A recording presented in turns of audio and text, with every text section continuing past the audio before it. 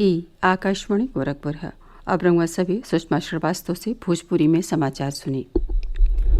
मुख्यमंत्री योगी आदित्यनाथ कहले हवे कि स्वामित्व योजना खाली गरीबन के उनके पुस्तैनी घरन के पक्का कागजे नाही दियावत हुए, बल्कि ई योजना ग्रामीण इलाकन में जमीन के विवाद के निपटारा कैलहू में सहायक सिद्ध हुई।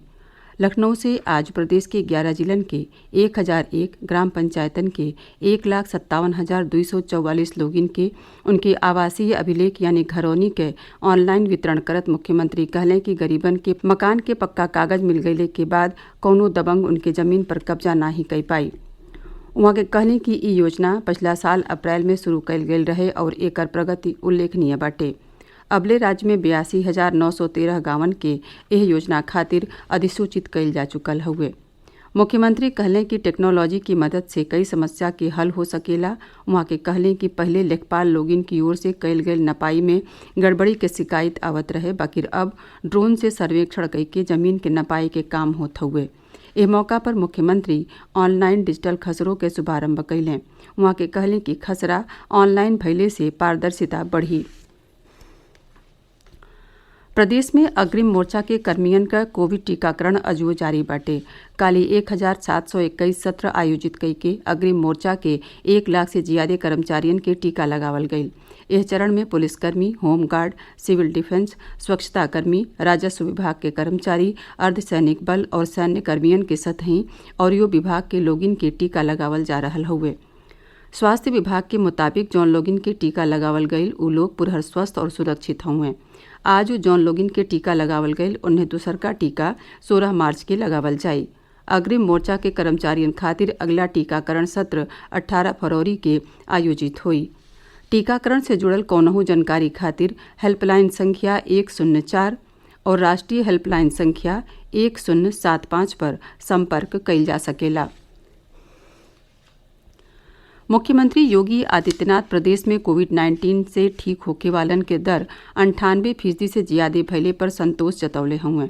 वहाँ के कहले कि बचाव और इलाज के सज्जू व्यवस्था के चुस्त दुरुस्त रखल जाई। लखनऊ में आज एगो उच्च स्तरीय बैठकी में मुख्यमंत्री कहले कि हर स्तर पर पुरहर सावधानी रखल जरूरी बाटे, काहे से कि तनिके लापरवाही भारी पड़ सकेला। मुख्यमंत्री प्रदेश में कोविड टीकाकरण के काम पुरहर सक्रियता से संचालित कैलहू का निर्देश दिले। मुख्यमंत्री प्रदेश में स्वास्थ्य सेवा के और यो बेहतर कैले का निर्देश देत कहलें कि राज्य में अब BSL-4 लैब स्थापित कैल जाई। वहाँ के कहलें कि कोरोना काल में कोविड-19 के जांच खातिर प्रदेश में BSL-3 स्तर के प्रयोगशाला स्थापित कैल गई। अब ऐसे आगे बढ़त BSL-4 प्रयोगशाला स्थापित करे के चाहिए। वहाँ के अधिकारियन के इस संबंध में कार्य योजना बनौले का निर्देश दिली। लखनऊ में आज अपने सरकारी आवास पर एगो उच्च स्तरीय बैठकी में कईगो विभागन के काम का समीक्षा करत श्री योगी कहलें कि प्रदेश सरकार उत्तराखंड आपदा के पीड़ित परिवारन के हर तरह के राहत देवे खातिर कृत संकल्पित बाटे। वहाँ के जिला प्रशासन के प्रभावित परिवारन के हर तरह के सहायता और राहत देवे के निर्देश दिली। राज्यपाल आनंदीबेन पटेल कहले हैं कि पंडित दीनदयाल उपाध्याय अपने एकात्म मानववाद और अंत्योदय के विचार से देश के प्रगतिशील विचारधारा देहलें।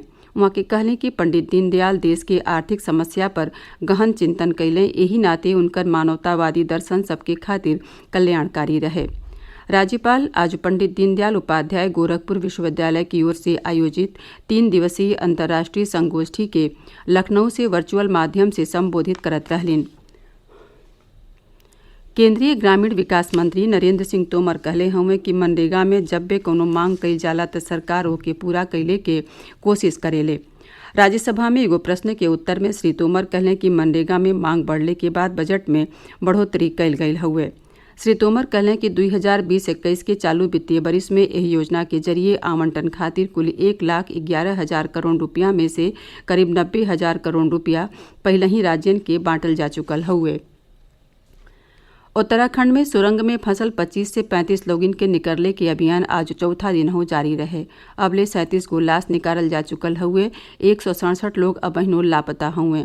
धौली गंगा नदी में बढ़त जलस्तर के नाते बचाव काम के समय समय पर रोके के पड़त हुए। एकरे साथ ही भोजपुरी समाचारन का ये बुलेटिन पूरा भइल। नमस्कार।